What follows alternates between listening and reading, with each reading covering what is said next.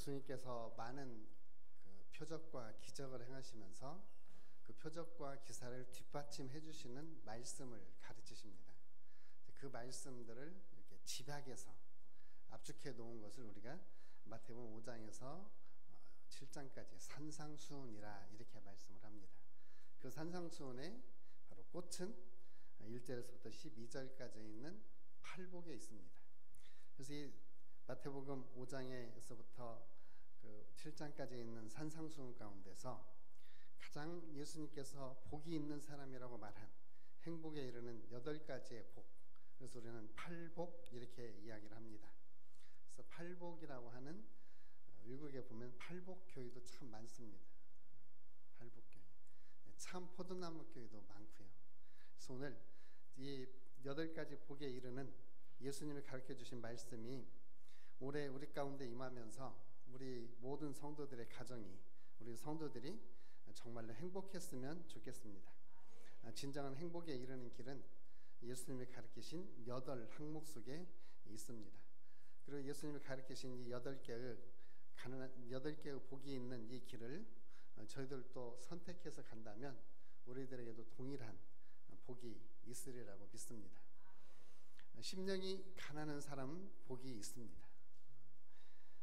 우리가 심령이 가난한 사람이 되기로 저나 여러분들이 선택을 하셨다면 참 잘하셨습니다. 애통하는 자, 온유한 자, 의에 굶주리고 목이 마른 사람, 자비를 베푸는 사람, 심령이 깨끗한 사람, 화평하게 하는 사람, 그리고 박해를 경험하는 사람이 되기로 우리가 마음의 결심을 하셨다면 정말 잘하셨습니다. 예수님이 말씀하시는 진정한 복이 있는 길이고 이 길을 간다면 정말로 행복할 것입니다. 왜냐하면 예수님이 참이시고 예수님이 진리이신 분이 예수님의 모든 가르침 가운데 가장 중요하고도 핵심적인 그 가르침이 바로 이 8개의 항목 가운데 있기 때문입니다. 그런데 이 항목은 우리가 자세히 다시 들여다보면 우리가 인간적으로 생각할 때 그다지 행복스러운 모습이 아닌 것처럼 느껴지기도 합니다. 그런데 그 8가지 행복에 이르는 길의 반대쪽 방향을 한번 생각을 해보시면 예수님의 말씀이 역설적인 진리를 담고 있구나 라고 하는 것을 우리는 금세 깨닫게 됩니다.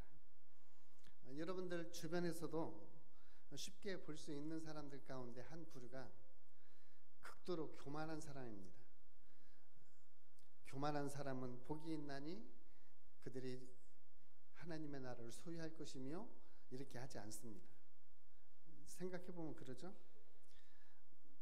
쾌락을 추구하는 사람, 남들에게 시비를 거는 사람, 다른 사람의 명예를 손상시키는 사람, 부도덕한 사람, 잔인한 사람, 미워하고 증오하는 사람, 이런 사람들은 떠올리기만 해도 저희들은 기분이 좋지 않습니다. 그렇다면 예수님이 말씀하신 심령이 가난한 사람, 애통해하는 사람, 온유한 사람, 의에 굶주리고 목마른 사람, 바로 이런 사람이 되는 것이 정말로 행복한 사람이다. 반대로 그 반대쪽에 서 있는 사람들이 그 성품을 가지고 행복해 할까요? 물론 화인 맞은 양심을 가진 사람은 그렇기도 합니다. 다른 사람에게 고통을 줌으로써 희락을 느끼는 사람들이 있죠. 그런 악한 사람들은 그래도 최소한 그리스도인들 가운데는 없습니다. 그런 게 이렇게 볼 때 우리는 예수님이 말씀하신 팔복을 저와 여러분들이 다시 한번 묵상을 하고 행복의 길로 예수님과 함께 이 팔복의 말씀을 묵상하면서 행복의 길로 가셨으면 좋겠습니다. 예수님은 가장 먼저 심령이 가난한 자, 심령이 가난한 자가 바로 복이 있다라고 말씀하십니다. 심령이 가난한 사람은 겸손한 사람이죠. 그래서 저는 겸손한 사람, 심령이 가난한 사람, 이 두 가지를 이렇게 왔다 갔다 쓸 거예요. 그래서 겸손한 사람 하면 이분이 심령이 가난한 사람을 가리키는구나 이렇게 좀 받아들이시고, 그리고 심령이 가난한 자다 말할 때 그런 사람들은 겉으로 드러나는 정서적인 표현과 태도가 겸손이구나, 이렇게 보셨으면 좋겠습니다. 예수님께서 심령이 가난한 사람을 말씀하실 때 우리에게 영적인 갈급함, 우리의 영혼의 갈급함, 더 나아가서 현실의 모든 필요, 이것을 충분하게 채워줄 수 있는 분은 예수님이라고 하는 것을 전제하고 말씀하시는 겁니다. 이러한 영적인 가난함, 마음속에 영적으로 마음이 가난해질 때, 그의 마음이 비워질 때 그들은 정말로 진정한 필요를 느끼게 됩니다. 그 필요가 뭐냐? 바로 예수님이라고 하는 필요를 느끼게 되고, 예수님을 필요로 할 때 예수님은 예수님이 가지고 있는 하늘의 자원과 영적인 자원을 우리들에게 주셔서 우리로 하여금 하나님의 풍요함을 누리게 하십니다. 그래서 마음이 가난하면 가난할수록 우리는 예수님이 말씀하신 하늘의 신령함과 하늘의 영적인 복으로 채워지기 때문에 풍성함을 얻게 되고 행복에 이르게 되는 것입니다. 물론 우리 사람들이 가지고 있는 자원은 한정되어 있습니다. 저와 여러분들의 능력으로 할 수 있는 것도 많이 있습니다. 그런데 중요한 것은 하나님 수준에 이를 만큼 영적인 일은 우리의 자원으로 할 수 없다는 겁니다. 그런데 우리가 영적인 일을 행할 수 있도록 하나님은 우리가 가난해지면 가난해질수록 우리에게 영적인 자원을 주셔서 하나님 크기의 일을 하게 하십니다. 그리고 그 하나님 크기의 일을 했을 때에 하나님이 주시는 성취감, 하나님이 주시는 기쁨, 이것 때문에 우리는 예수님과 함께 행복을 누릴 수가 있습니다. 자, 이러한 의미에서 우리가 심령이 가난해진다고 하는 것은 우리 자신을 계속해서 비워나가는 것입니다.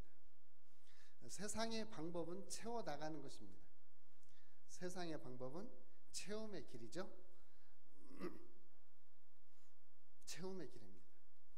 저금 통장 하나 있었는데 2개의 번호가 노출되셔서 얼마나 당황하셨습니까? 이게 개그입니다. 자기는 통장이 하나밖에 없는데 그 보이스피싱 하는 사람이 전화를 걸었어요. 통장 2개가 노출되어 있습니다. 빨리 이거 막으려면 돈을 어디로 보내십시오.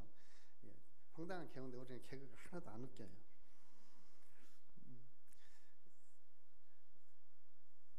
사람이 통장 하나 가지고 살다가 좀 더 돈을 벌면 통장 하나 더 만듭니다. 그리고 좀 더 돈을 만들려면 통장을 또 만들고, 주택 청약 통장도 만들고, 정기적금 통장도 만들고, 점점 우리의 창고를 채워가죠. 채움의 길이 인생의 길입니다. 혼자 시작했다가 또 채워가는 게, 학력도 채워가는 게, 경력도 채워가는 게, 요즘에 명함 받아보면 뒤에 경력이 빼곡하게 적혀 있어요. 그것도 한 줄로 안 돼가지고 한 2개로 나누어서 자꾸 채워가는 게 세상의 방식이라면 예수님은 비워가라고 이야기를 합니다. 바로 비움의 영성이에요. 세상은 채우는 것이 세상적인 방법이라면 예수님은 정직하게 자기 자신을 비워가라고 이야기를 합니다. 비우면 비울수록 거기에 하나님이 채워주시기 때문에 그 하나님의 채우심으로 진정한 행복한 사람이 될 수 있다는 겁니다. 예수님은 심령이 가난한 자가 복이 있다고 말씀하실 때 부자가 잘못되었다라고는 말씀하지 않는 거예요. 기독교인들도 세상을 살면서 똑같이 돈을 가지고 삽니다. 성공과 번영한 사람을 나쁘다라거나 그 사람들이 잘못됐다라는 거 아닙니다. 세상의 성공과 번영, 그런데 그 성공과 번영이 만약에 그 사람을 교만으로 끌어간다거나 아니면 그 사람이 자기 만족하면서 타인을 무시하게 될 때 그것은 하나님 앞에 죄가 될 수 있다라고 말씀하는 거죠. 반면에 성공과 번영을 이룬 사람도 굉장히 겸손한 사람 많습니다. 저희는 돈 벌어서 집을 하나도 못 사봤지만 돈을 벌어서 사람들이 집 사고 승용차 사고 그 다음에 또 뭐 사고 몸에 걸칠 것도 좀 사고 이렇게 하면서 자기 만족을 누리는 사람도 있습니다. 잘못됐다라는 건 아니에요. 그런데 이제 성경에서는 그런 사람은 어리석은 사람이다라고 말을 하죠. 반면에 정말 부자인데도 그는 일생 동안에 하나님이 왜 이렇게 우리에게 부유함을 주셨을까 고민하면서 그 부를 하나님의 나라를 위해서 투자하는 사람들도 많이 있습니다. 어느 여성 성도분이 이렇게 목사님들하고 그 장로님들, 권사님 몇 분을 이렇게 모여놓고 식사를 대접을 하면서 이렇게 말씀하시는 거예요. 저희는 하나님이 주실 만한 복을 다 받았다고 생각을 합니다. 그런데 어느 날 문득 하나님이 이렇게 내게 많은 복을 왜 주셨을까 생각해 보는데 이대로만 있어서는 안 되겠다라는 거죠. 그래서 그때부터 다시 생각을 고쳐서 하나님이 이렇게 불을 주신 것은 우리를 통해서 하나님을 드러내게 하려고 하시는 것이다. 우리를 통해서 하나님의 일을 하시려고 하는 것이다 라고 말을 하면서 그때부터 하나님 나라를 위해서 사역을 시작합니다. 그래서 불신자들, 선원들을 자기 집으로 초청을 해서 거기서 대접하고 복음을 전하고 또 기도하지 않는 사람들에게 기도에 도전을 줘서 기도하게 하고 자기가 가지고 있는 부와 시간을 하나님 나라를 위해서 씁니다. 또 이렇게 만나보면 얼마나 겸손한지요. 정말 겸손이 이렇게 흘러 넘칩니다. 이렇게 부자도 겸손한 사람이 있습니다. 반면에 또 너무나 극도로 가난하면은 마음이 피폐해지고 또 도둑이 될 수도 있습니다. 이러한 의미에서 보면 예수님이 가난하라고 이야기한 것은 물질적인 가난, 물론 그 자체를 말씀하시는 것보다는 영적인 가난함을 여기서 이야기합니다. 영적인 가난함, 영적인 비움을 이야기하는 것이에요. 예수님은 부자가 잘못되었다고도 하지 않습니다. 가난한 사람이 잘 되었다고도 하지 않는 거예요. 중요한 건 무엇이냐? 돈을 사랑하는 것은 예수님이 금합니다. 돈을 사랑하는 것은 일만하게 뿌리가 되나니 이것을 탐내는 자들은 미혹을 받아서 믿음에서 떠나 많은 근심으로 자기를 찔렀다라고 이야기를 해요. 그러니까 돈에 대한 탐심에 대해서는 극히 경계를 하지만 돈 자체가 악하거나 돈 자체가 나쁜 건 아니에요. 그러니까 여러분들도 돈 잘 벌어서 잘 사시고 더 많이 벌어서 하나님 나라를 위해서 귀하게 사용들을 하시면 좋겠습니다. 이렇게 돈 벌으라고 하면 다 아멘 하는데 영적으로 가난해지라고 하면은 고개를 살려살려 좌우로 많이 흔듭니다. 정말로 높은 자리에서 많은 사람들에게 선한 영향력을 주는 사람도 있습니다. 저도 우리 동네 살으니까 우리 동네 사람들이 제가 목사인 줄을 잘 모릅니다. 왜냐하면 제가 이렇게 가운 입고 우리 동네 안 돌아다니거든요. 우리 동네 주로 돌아다닐 때는 그냥 평상복 입고 돌아다니니까 동네 사람들이 제가 목사인 것을 잘 모릅니다. 그리고 제가 목사인 것을 아는 사람들은 우리 동네에서 교회 다니는 사람들 몇몇 사람들 저한테 씹어서 이야기를 합니다. 어떤 동로에 어떤 분 아셔? 그래서 내가 그분 잘 모르죠. 그분이 멋이라대, 어디 교회 다닌다대, 근데 어쩐데. 그래서 내가 결론적으로 물어봐요. 그러면 내가 목사인 거 알지? 목사님이니까 내가 이렇게 이야기하는 거지. 그렇게 말을 해요. 목사한테 그런 소리 하는 거 아니에요. 목사한테는 어떤 소리 해줘야 되냐? 교인들이 참 착하게 산다.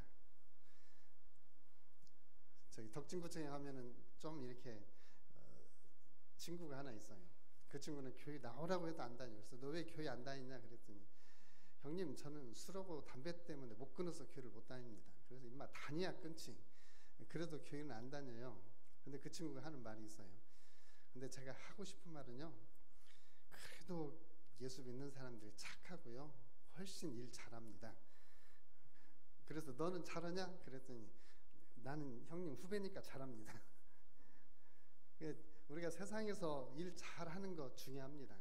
더 중요한 것은 우리가 정말 우리의 마음에 예수님이 필요하다는 것을 느낄 때 우리의 마음이 가난해지고 그 가난해진 마음 속에 예수님이 채워주셔서 진정한 행복을 누릴 수가 있는 것입니다. 세상 것으로 전혀 부족하면 사람들 있습니다. 우리 성경에도 보면 세상적으로 모든 것을 누렸던 사람이 있습니다. 힘도 있었고요. 하나님한테 받은 은혜, 능력이 엄청난 사람이 있었습니다. 삼손이죠. 삼손이 힘이 없습니까? 돈이 없습니까? 그 주변에 얼마든지 모든 자원들이 다 있는 사람이잖아요. 그런데 그는 하나님의 말씀보다 육체의 욕심을 따라 살았어요. 드릴라가 얼마나 이쁜지는 모르겠습니다. 근데 그 드릴라의 품속에 빠져서 드릴라가 몇 번이나 자기를 죽이려고 하는 질문을 던져요. 그런데도 삼손은 여전히 드릴라 무릎 펴고 잠잡니다. 그러다가 나중에 실토를 하죠. 힘은 머리에서 나온다. 드릴라가 잠자는 삼손의 머리를 자르죠. 근데 삼손은 그때까지도 하나님이 자기를 떠나신 줄을 모르고 블레셋 사람들이 잡으러 왔다. 그러니까 내가 이놈들 잡으러 가야지 하고 기운을 떨쳐보지만 아무런 기운이 없는 것을 압니다. 결국에 세상 따라가면 삼손처럼 영적인 분별력을 잃고 영적 분별력을 잃은 그 모습이 삼손의 두 눈이 켜인 모습이에요. 그러니까 우리들도 영적 분별력을 잃으면 눈이 뽑힙니다. 영적인 분별력은 눈이 뽑혀져요. 만약에 삼손이 여기서 하나님의 말씀을 따라가고 자기 육신의 것들을, 육신의 욕심을 비우고 하나님의 뜻을 끝까지 추구해 나갔다면 그는 어쩌면 사무엘보다도 훨씬 더 훌륭하게 쓰임받을 수 있는 그러한 사사가 되었을 거예요. 그는 자기의 욕심을 따라서 채우다가 결국에 하나님으로부터 버림을 받습니다. 오늘 예수님은 말씀하십니다. 자기의 마음을 비우면 비울수록 그 사람은 정말로 행복하다. 왜냐하면 예수 그리스도가 그의 영혼의 모든 것을 채워주시기 때문에, 예수님과 같은 자리에서 예수님의 복을 누릴 수가 있기 때문에 이 사람들은 행복하다라고 이야기합니다. 마음을 비운 사람들은 겸손한 사람들입니다. 그리고 마음을 비운 사람들은 이제 자기 자신에게 자원이 없다는 사실을 알기 때문에 이제는 의지할 분이 하나님밖에 없다라는 걸 인정을 해요. 그래서 겸손한 사람, 심령이 가난한 사람은 하나님만 의지합니다. 하나님도 의지하는 게 아니고요, 하나님만 의지합니다. 하나님만 의지합니다. 심령이 가난한 사람은 자기 자신의 무력함을 깨닫습니다. 자기 자신의 무능함을 깨달아요. 그리고 전적으로 자기를 통해서 일을 하실 하나님만 신뢰할 때 하나님은 이들에게 하나님의 필요들을 채워주십니다. 허드슨 테일러라고 하는 내지 선교회 만들고 중국에 선교했던 선교사님이 있습니다. 그분도 자기 자원으로 열심히 선교를 하려고 했지만 결국에 실패하고 맙니다. 그래서 오로지 하나님만 의지하기로 하고 중국 내지에 들어가서 복음을 전합니다. 오로지 하나님만이 모든 필요를 알고 하나님께서 채워주실 것을 신뢰하고 그는 하나님 나라의 사역을 감당하지요. 그리고 놀랍게 중국의 소수민족들에게, 내지에 사는 사람들에게 하나님 나라의 복음을 전합니다. 오늘 저희들에게는 자원들이 많이 있습니다. 그래서 우리는 부자입니다. 세계적으로 우리는 부자에 속해 있습니다. 단지 상대적 박탈감 때문에 가난하다고 느끼는 것이죠. 우리는 다 부자입니다. 그래서 부자인 만큼 우리는 하나님을 잘 의지하지를 않습니다. 그래서 우리는 마음을 비워야 됩니다. 우리의 심령을 비워야 됩니다.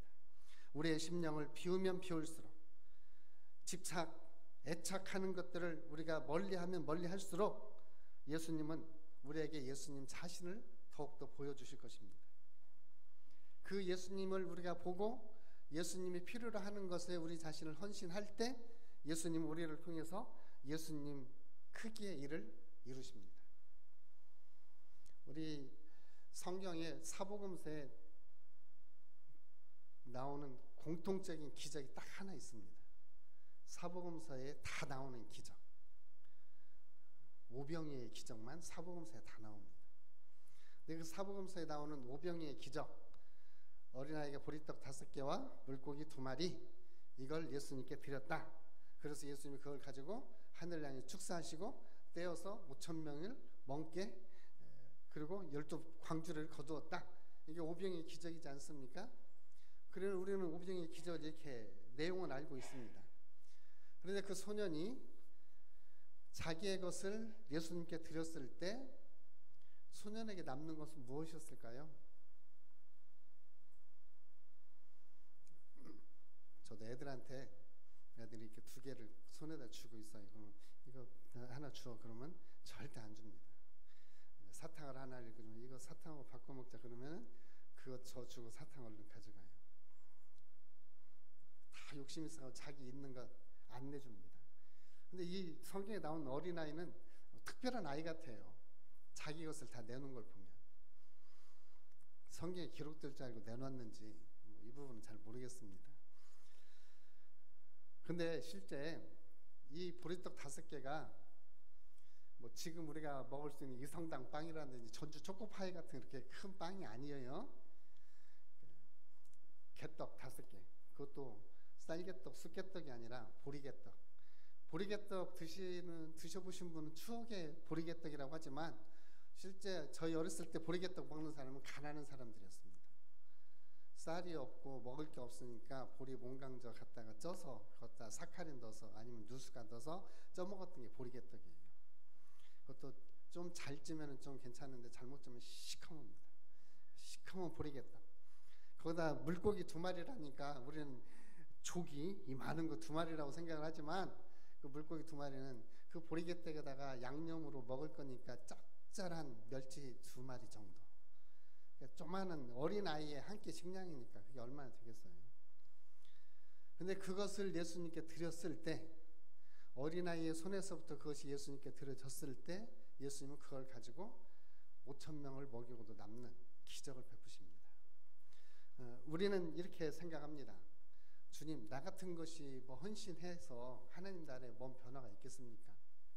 저 같은 사람이 뭐 하나님 앞에 헌신해서 뭘 이루겠습니까? 그러면서 우리는 우리 자신을 비우려고 생각하지 않습니다. 그런데 중요한 거는요, 저기 뒤에 우리 월드비전 사랑의 빵 통장이 있습니다. 우리가 여기다 2랩돈 넣는 거 100원, 500원, 1000원 넣는 게 별거 아닌 것 같은데요. 나중에 저게 모아지는 게 우리나라에서 2억, 3억이 모아집니다.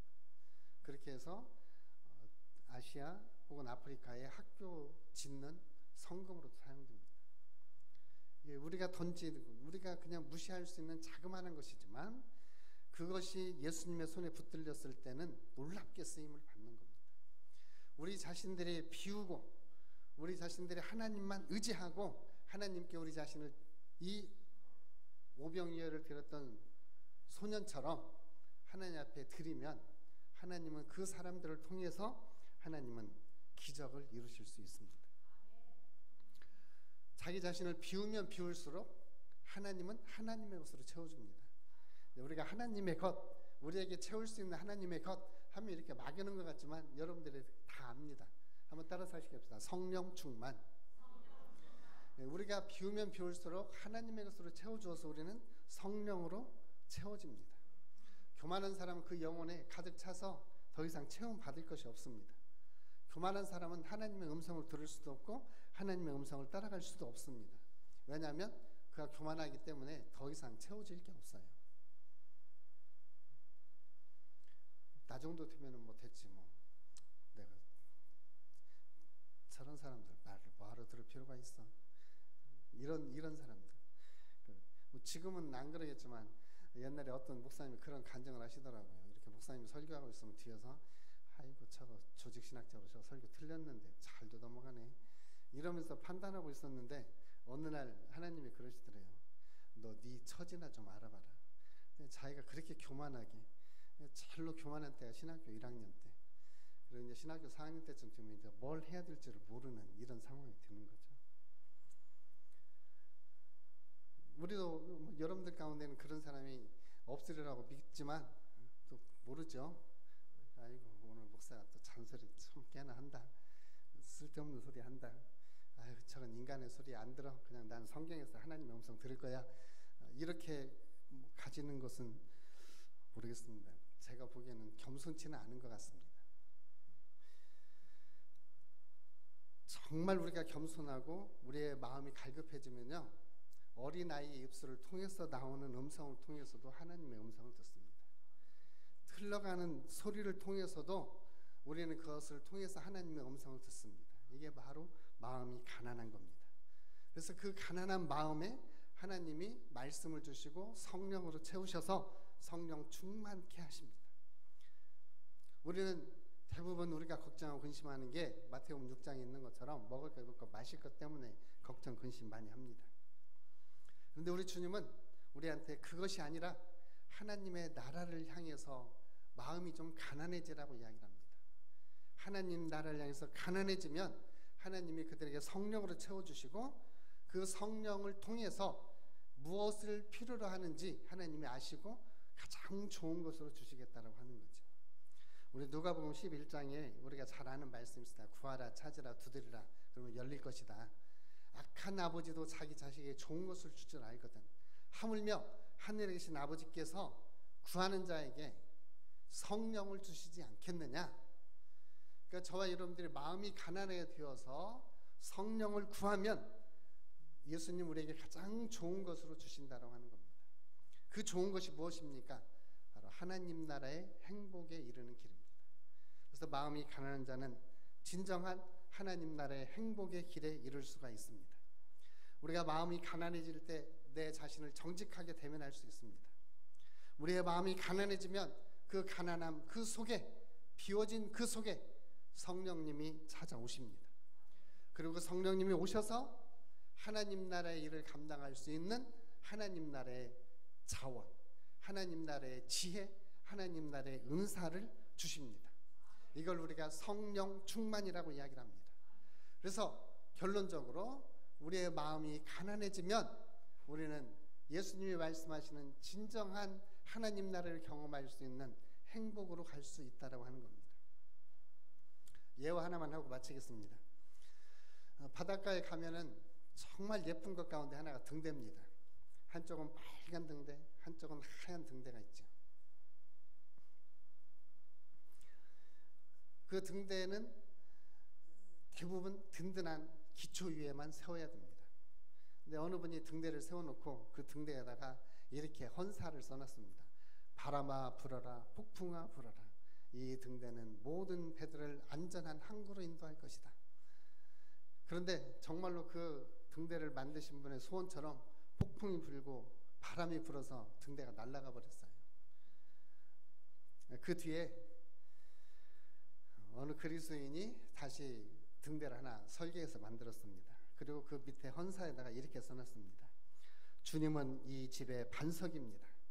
주님 위에 세워지지 않으면 우리의 모든 노력은 헛될 뿐입니다. 근데 그 반석에 세워진, 그리스도 위에 세워진 그 등대는 지금까지도 계속해서 많은 사람들을 안전한 항구로 인도한다는 거죠. 오늘 저와 여러분들 진정한 반석이신 예수 그리스도 위에 우리의 마음이 가난해져서 예수님 위에 세워지고 예수님으로 충만해지고 예수님으로 체험을 받을 때 우리는 진정한 행복에 이를 수 있습니다. 우리 모두 예수님 위에 서서 예수님과 함께 예수님 안에서 진정한 행복을 누리시는 올 한 해가 되시기를 주님으로 축복합니다. 기도하겠습니다. 아버지 고맙고 감사합니다. 오늘 주신 말씀을 마음에 새기고 다시 한번 이 말씀의 진정한 의미들을 우리들에게 성령께서 조명하여 주시고 마음이 가난한 자 되어 하나님이 말씀하신 행복의 자리에 이를 수 있도록 도와 주옵소서. 예수님의 이름으로 기도합니다. 아멘.